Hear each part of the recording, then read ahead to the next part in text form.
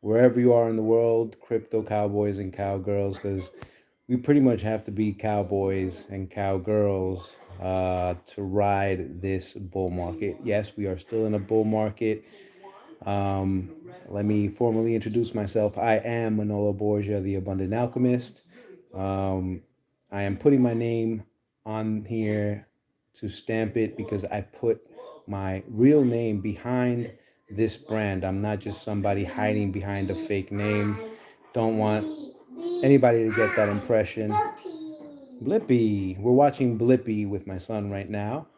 And I just wanted to make a quick video. I'm quite tired, but I don't want to let one day pass without making some kind of content and updating you guys on what I'm seeing and my interpretation of it. Again, this is not financial advice. I have links below and click them. It's okay. I'll pick it up later, baby. He's throwing turkey on the ground as he's eating his breakfast. It's okay. I'll pick it up. And obviously, I have my hands full, right? But I make this content every day. I get up extra early in the morning trying to beat the morning rush of my responsibilities. I try to beat the sun every single day. And, that's more on a personal note. What I want to bring to you today is what I'm seeing with Bitcoin. I still think that we are bearish for this month. It's as if you follow me on Instagram, you see me going more into that. And the reason why I'm feeling bearish is not because I have anything against Bitcoin. It's nothing against Bitcoin. I'm very pro Bitcoin. I love it. I love the crypto space. Yes, baby boy. I'm making a video right now. It's because of the sentiment and the space that the world currently is in at the moment. It's very fragile. It's very delicate. Anything could set markets off in a downward spiral. And as you may or may not know, crypto is heavily tied to the market moves, the legacy markets. I'm talking S&P 500, which is more like the S&P 7. There's really 7 companies carrying the entire stock markets, but I digress. Nasdaq, Dow Jones, etc.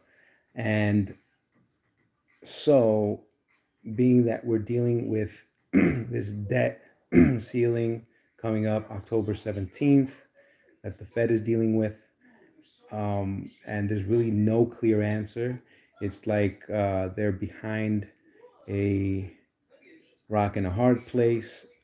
No matter what, with the choices given at the moment, no matter what moves are made, there will be negative repercussions. So it may solve one thing, but it's like playing whack-a-mole, okay? And yes, baby, I'll be with you in one moment. I'm making a video.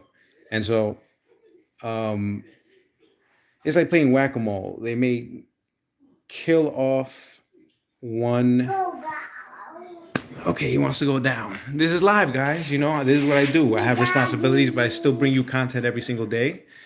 Um, and so what I'm saying is, bear with me one second. I'm gonna have you look at my beautiful fan over here, okay? All right, baby boy. I'm gonna wash your hands later. Just give me one moment, okay? I'm making a video. And so, what's going on is that the markets, like I said, are in a very delicate state, and I just have to constantly monitor my moves.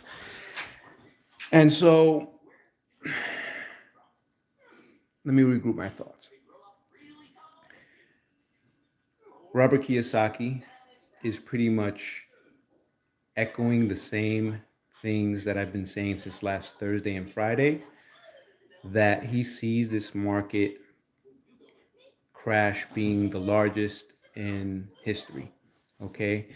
And it's a beautiful thing, even though it's scary, because this is where you have the chance, if you are aware and ready to capture this moment, to get great assets at a price that we will never see again, right? There will be a lot of fear. Nobody will want to touch these things that hold great value for the future. And this is what I'm seeing in the charts. Regardless of what is going on with the news, regardless of what's going on with world events, regardless of the mishandling of the monetary system by the Fed, this is what I'm seeing with the charts. So a lot of times I see negative things in the charts and I see that a certain asset is going to dip. And then later on, you hear an influencer say, this went down because of so and so. This was the reason.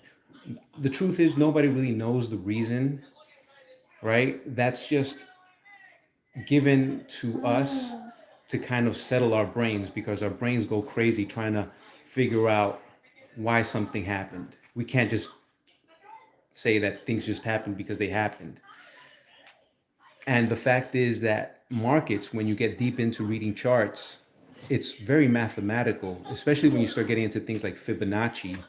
Um, Everything from nature, the entire universe, it's all mathematical.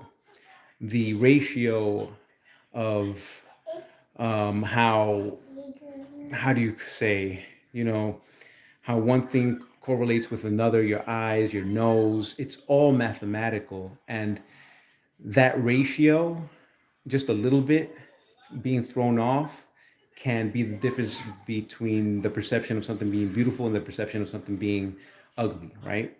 So everything is mathematical. We could pretty much predict, forecast how things will occur by studying these Fibonacci levels, which reflect a mathematical equation. And so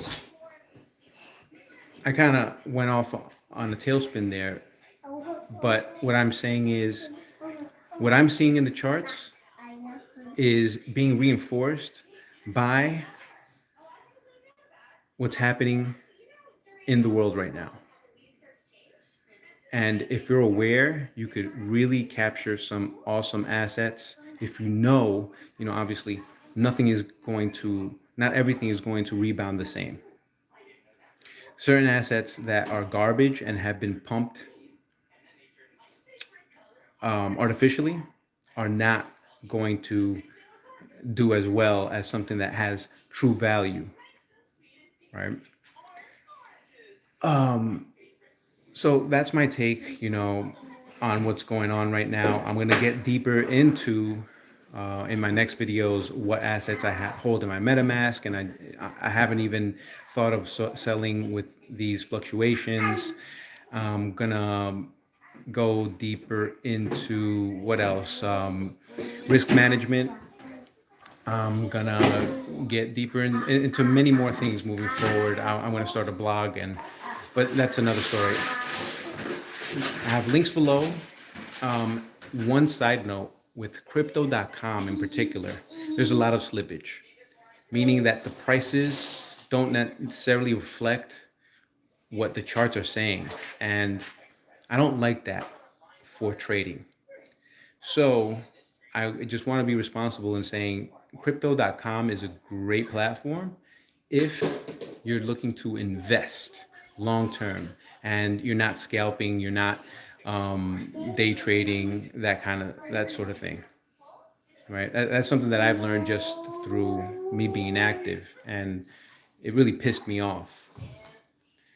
So I want to spare you that, being that I'm putting that in the link. So if you're a trader, try to stay away from crypto.com, I would say. They have great things going for them, like the Visa card. I have the Ruby Red card that I get crypto, a CRO coin back every time I make a transaction. I get free Spotify. It's pretty cool. But for trading, not so much. I advise more for trading Binance.us, Qcoin, Kraken, Coinbase, even though Coinbase sometimes locks up when you need it most and when there's a big fluctuation up or down sometimes. And that's something that, because the space is so new, I see them improving on later on.